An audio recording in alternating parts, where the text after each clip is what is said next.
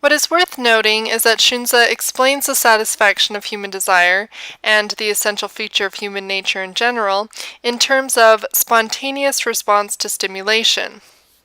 With regard to such phenomena as the eye's love of colors, the ear's fondness of sounds, and the mouth's love of tastes, the mind's love of profit, and the fondness of the bones, flesh, and skin lines for pleasant sensations and relaxation, all these are products of man's essential and inborn nature. Where there is stimulation, they respond spontaneously. They do not require that a person first apply himself before they are produced. But what cannot be produced by such stimulation, but rather must await application before it can be produced, is called the result of acquired nature. These are the distinguishing characteristics that show that what is produced by man's acquired nature is not the same as what is produced by characteristics inherent in man's inborn nature. But man's inborn disposition is not merely to seek what he naturally desires through spontaneous psychological mechanisms of stimulation and response. Man desires the most intense pleasure. It is essential nature of man that his eyes desire the most intense of colors, his ears the richest of sounds, his mouth the most intense of flavors, his nose the richest of aromas, and his mind the fullest relaxation and repose. And, Xunzi stresses, desiring these five utmost intensities is something the essential nature of man cannot escape. Not only does man desire the utmost intensities and satisfaction, he would never be satisfied even if what he desired has been provided.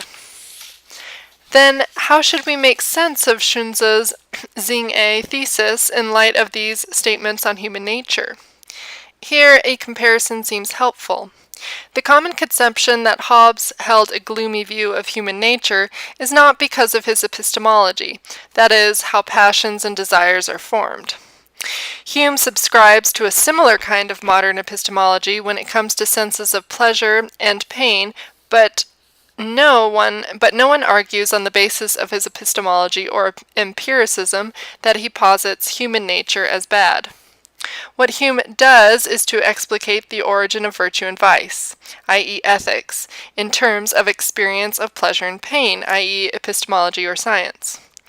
Surprisingly, when Xunzi actually describes bad human nature, his description is solely concerned with his very rudimentary empiricism, which, unlike Hume's, informs nothing about ethics, even though the question of goodness or badness of human nature is the quintessential ethical question, as it involves moral judgment. Xunzi clearly states that human nature concerns something man cannot escape, thus cannot do anything about, something that works through the mechanism of stimulation and response.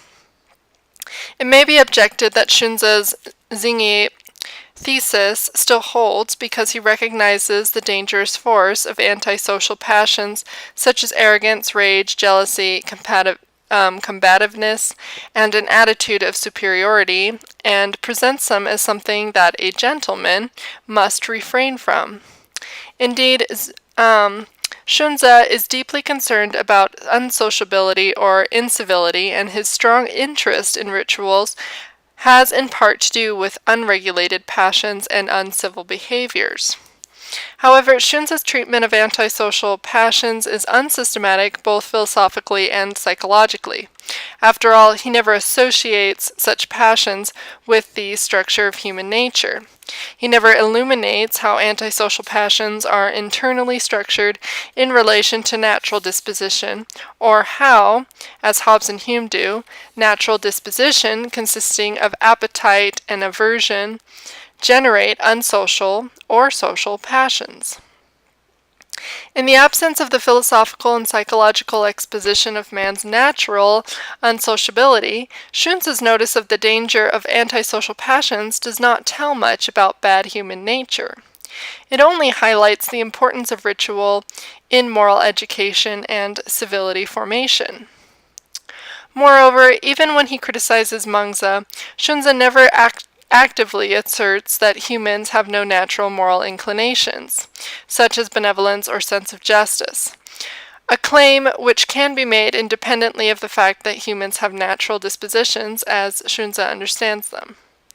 The common view that Xunzi posits no natural moral inclination, given his idea of bad human nature, and the corresponding scholarly attempt to interpret some ambiguous passages in the way that is consistent with the Xunzi thesis, is plausible only if it is granted that Xunzi's Xunzi thesis is philosophically rigorous and ethically substantive. Our investigation of Xunzi's idea of natural dispositions, however, does not offer strong evidence for such philosophical rigor and ethical substance in Xunzi's Xunzi thesis. Then on what grounds does Xunzi claim that humans are bad? How does Xunzi's empirical observation of human epistemology and physiology lead him to make an ethical claim that humans are bad? To answer this question, it is imperative to examine what Xunzi means by good and bad. Xunzi said, "People's nature is good. I say this is not so. In every case, both in ancient times and in the present, what everyone under heaven calls good is being correct, ordered, peaceful, and controlled. What they call bad is being deviant, dangerous, unruly, and chaotic. This is the division between good and bad. Now, does he really think that people's nature is originally correct, ordered, peaceful, and controlled? Then what use would there be for sage kings? What use for ritual and yi? Even though there might exist sage kings and ritual and yi, whatever could these add to its correctness, order, peacefulness, and self-control? First of all, nowhere in the Xunzi does Xunzi approach human nature in such terms as correct, ordered, peaceful, and controlled, and it is far from clear how much Xunzi was interested in the type of goodness when he said that humans are naturally good. Could his ultimate concern be with orderliness when he said that by nurturing, nourishing, and cultivating natural moral inclinations, one can become good, that is, become a virtuous person? Apparently, the goods that Xunzi emphasizes here are socially and politically important goods or virtues. Correctness, order, peacefulness, and self-control are the goods that make man, qua a member, live well and flourish in the community. In other words, these are civic virtues, which are directly relevant to the sustenance and flourishing of the political community. Their relevance to moral self-cultivation to become a sage is neither direct nor salient, though Xunzi is committed to the moral idea of sagehood just as Xunzi is. Xunzi criticizes Xunzi not because his theory of human nature and moral self-cultivation development model is wrong. Xunzi evidently has no interest in analyzing and critiquing Xunzi's philosophical account of human nature, which is what Xunzi, one of Xunzi's contemporary critics, did, as shown in Xunzi 6a. Nor is he critically engaged with Xunzi's developmental model of moral self-cultivation. Upon close reading, what troubles Xunzi most turns out to be not so much Xunzi's moral theory, but his political theory or the political implications of the idea that humans are good. At the heart of Xunzi's statement, otherwise known as the critique of Xunzi's Xunzi thesis, is the political claim that this Xunzi thesis does fatal damage to the Confucian political paradigm of sage kingship and the socio-political utility of ritual and yi. Such an idea encourages the people to do away with social-political divisions and distinctions, which in Xunzi's judgment constitute the core concern of Confucian civil politics, as well as orders of ritual and yi. Xunzi continues, "Now suppose one were to try doing away with the power of lords and superiors, try doing without the transformation from ritual and yi, try doing away the order of laws and standards, and try doing without the restraint of punishments and fines. Then relying on these things and observing how all the people of the world treat each other. If it were like this, then the strong would harm the weak, and take from them. The many would tyrannize the few and shout them down. One would not have to wait even a moment for all under heaven to arrive at unruliness and chaos and perish. Looking at it in this way, it is clear that people's nature is bad, and that their goodness is a matter of deliberate effort. Xunzi's claim that Mengzi's theory of human nature only encourages the people to dispense with the power of the lords and superiors, ritual and yi, the orders of laws and standards, is largely mistaken or at least misguided, precisely because of the strong need of a virtuous ruler in Mengzi's political theory who can help the people to grow morally by conducting himself as a moral exemplar, as well as by establishing and maintaining a socio-political environment, which Xunzi calls benevolent government. What is at issue at this present context, however, is not so much whether or not Xunzi was right, though this certainly is an important question for moral philosophers and intellectual historians, but the fact that Xunzi is immensely concerned with socio-political justice, i.e., preventing the strong from harming the weak and the many from tyrannizing the few, as well as the importance of the institutional order in securing conditions of justice.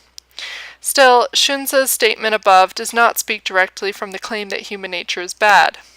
However, undoubtedly the goodness that captures Xunzi's attention, which is diametrically opposed to unruliness, chaos, and ruin, is a matter of deliberate effort.